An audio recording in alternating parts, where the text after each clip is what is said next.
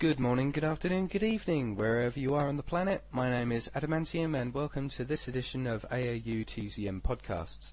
I'd just also like to make a quick shout out to anyone currently occupying Wall Street and any other central bank on the planet and in planning stages of doing any such action. I thoroughly appreciate everything that you're doing, guys. You are wonderful people, and if I can join you in some capacity, if I can figure out a way, I will do so. But on with the usual announcement, for those of you listening to this on YouTube right now, my podcasts also exist on talkshoe.com, and if you look in the video description there's a direct link to the call series. But anyway, I will stop talking now, and I will, as I alluded to at the end of my last show, I will resume with part 2 of my interview with Ben McLeish, called What Comprises the Current Zeitgeist. Moving on to the next section, Ben, we're on to, obviously we can probably go on for hours on this one, but how would you say that the monetary system holds us back? Holds us back. Well, I'll divide this into sort of 3 main talking points, if you like. There are obviously more, but I think these are the 3 important ones that really hold us back. The first one that many people will be familiar with, and in fact logically everyone and everything is familiar with, is the notion of debt. At the moment, money is obviously created out of debt and leveraged with interest. So you find that people are sort of locked into a lifestyle and in a sort of an ability circle that is way lower than it could be, purely because the debt system is essentially holding people back from being able to do anything, and in fact makes them foreclose on mortgages. We've got people losing their houses. Obviously, anytime anybody loses their job, they're saddled with debt because everything that we require in this life has got a price tag to it, and that price tag doesn't go away if you're not employed, and that's really quite an astonishing thing to realize. So that's the first one. Now that has multiple effects. Obviously, on a personal level, we have a lot of stress is caused by that. People are very stressed. Absolutely. So you actually have entire populations that. Sorry, what? No, I was just agreeing with you that kind of stress, it sort of worms its way into every single facet of our life, and it can even put strains on human relationships, and it's all down to the fact that they live within the stresses of debt and they can't dig themselves out of it. You know, people's whole lives end up suffering because of it. That's right. And if you think about it, some of those psychosocial stresses, when you have, it happened recently in the UK, and it's so obvious when you see it. 2 stories. The first one is you have the police are cut because of the reforms needed to prop up this failing banking system because of the debt it produces. Right? That's why that's happening. It's not people overspending. It's the mechanisms of the culture you're talking about. It's now a global debt default problem. So, have all that stuff. You have all people getting kicked out of their houses, jobs aren't paying enough, technological unemployment makes jobs disappear without the, respected increase in life supporting systems that would require if you can no longer actually be employed. And, you have all that on one side. And then the story recently was that the police force having been cut by, a lot. It was, thousands of positions. Obviously, the crime rate goes up because all the socio-economic stressors are still there. And then at the same time, you take away the operant guarding mechanism in this society, which at the moment is still blunt force police, basically. And as soon as you remove that, crime rate goes up. And in a way, people then say, well, that proves we need, prisons and police. No, what it proves you need is a safety net, a real safety net, in the sense that your life will be guaranteed by the society because it's more than able to be done. And people who don't believe this, man, if you just took all the money that the banks make and actually dispersed that and just simply through the normal mechanism of buying food and buying houses, you could buy everyone a house if you wanted to do it that way. That's not the way to do it because it's meaningless. So it's totally doable right now. So that's the first one, really, is it's kind of real stress-producing thing. And that, of course, produces the next thing, which is violence and poverty and crime, right, which we've sort of touched upon already. Yeah. Whenever you get, this monetary system is basically able to be gamed. It's based on a sort of old scarcity notion that existed back in the days when we had real scarcity. And so the basic game was structured that you had to do better than others, right? You sort of had to, you had to win your way out. It was sort of automatically individualistic, which was sort of, first we were sort of egalitarian hunter-gatherers, but that went away with the monetary system because at that time, it became a different logic. So you have this sort of inherent need to have to game and to do better than others, screw people over. And that produces a huge amount of corruption on the societal level, and that's the stuff that's sort of accepted. The Enrons and the WorldComs and all of this. These people, most of those people got away with nothing. We hung Ken Lay out to dry, and then he died.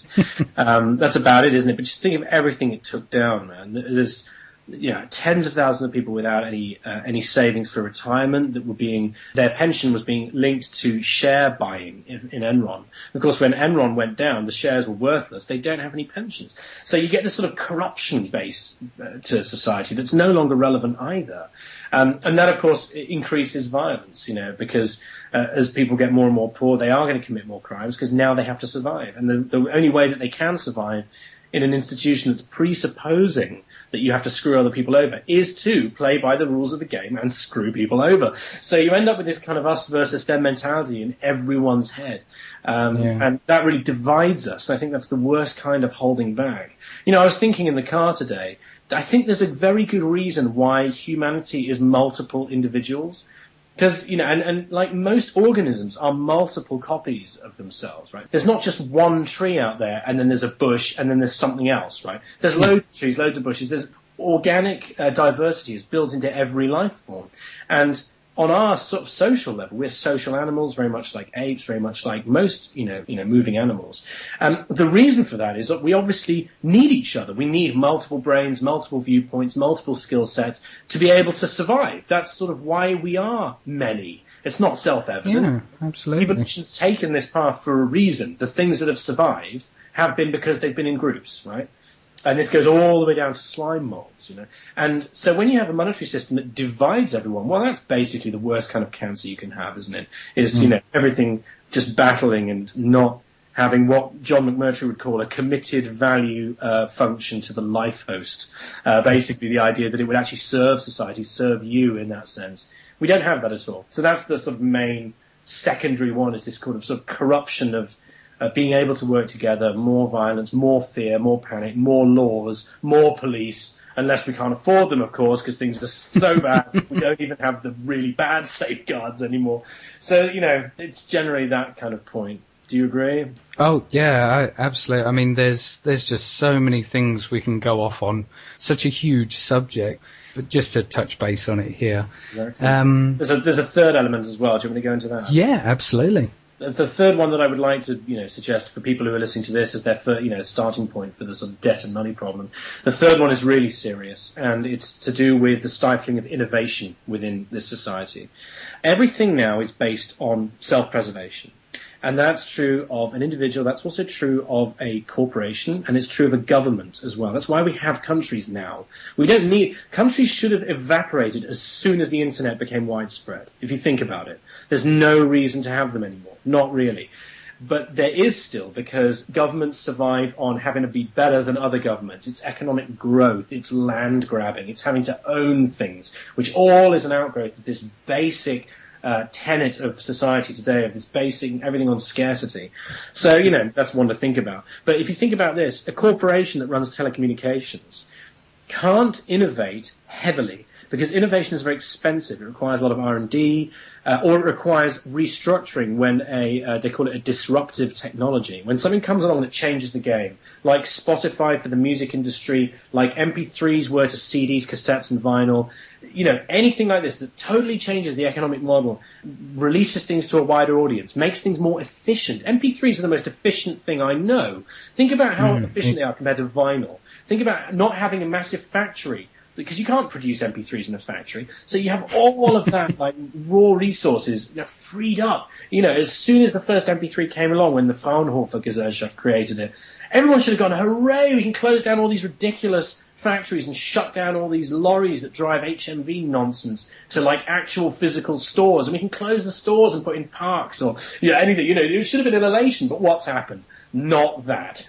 Because HMV, because the record industry, because anybody who's involved in any part of that production of that physical item, the way things are running right now, has to preserve that. Otherwise they lose market share and they starve. So we have this really stilted, slow development of technology and society at the moment based on the fact that you have to keep things as they are, no matter if they're bad or good. And everything will end up being bad one day.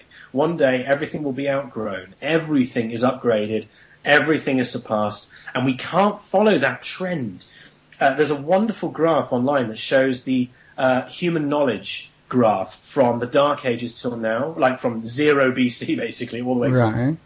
And it sort of starts edging in this sort of, Greek Renaissance. It just goes up a little bit from the baseline. And then you have the Dark Ages, where it dives right down to zero. There's no innovation at all. Because there was complete church control. No one could read. No one had telephones. There was no information exchange. It was just all Latin Bible class, right? And it's just complete ignorance of information as well. Exactly. It's all information. It's all, the freedom to innovate, basically. And, also back then you had fealty as well. You had the sort of feudalism, which was by definition the opposite of being able to look after oneself. It's being looked after by a landlord, right? That's where that word comes from. And then, of course, the reaction to feudalism was, in fact, capitalism. Well, we're back now at corporate feudalism. That's sort of what we've done again. But anyway, this graph sort of, zeroes out for like 400 years. And then suddenly, Renaissance, the Second Renaissance, and then you get modern technology. And what happens is the graph just dives up in an exponential fashion. And most of these graphs, when they're written about online, people say, thanks a lot, Christianity, we could have been exploring the stars by now. Because you realise, if we didn't have that thing, we'd have been at our level like 400 years ago. And what would we have now? Can you imagine 400 years of innovation at exponential speed into the future? That's what we'd basically be at now. This makes sense. Human knowledge doubles every 13 months now. And that's in spite of these institutions that hold us back. And Gizmodo recently published an article called What is Really Stifling Innovation in America? And they go into a very detailed description of patent trolls, who are people who sit on patents that are so general that they can be used to sue anyone about anything. And then any time disruptive technology or even a boring technology comes along, they just sue the shit out of them and then lawyer up and just break stuff. Because that's their gaming strategy. They need to survive, and they found this niche. And unfortunately, that niche is the invisible detriment to everybody else. Because they might be sitting on a cancer cure that they didn't know about, or they might be sitting on, a new version of the internet that could be deployed in like 1 year that would be like 100 times as fast. You never know where this stuff leads. And so we really are crippled. That's the best analogy, actually. Just like people who are have very, very weak legs, polio survivors, have these sort of metal undergirders that hold them up, right, because their own bodies can't do it. That is the monetary system, because it appears to be stable, and it appears to be built from sort of a framework that's unbendable and has to be there. But in fact, actually, it's that thing that's not retraining the muscles. There's a lady called Sister Kenny back in the day who worked out that you could actually retrain polio victims rather than just shove them in this sort of metallic thing that would never retrain their legs. That's really what the monetary system is. It appears to provide stability. In fact, it wastes away the sort of life host. Yeah, that's just made me think about the analogy that Peter uses, where he's saying that it's like a house that's going off the edge of a cliff and we're just putting stilts underneath it. That's right.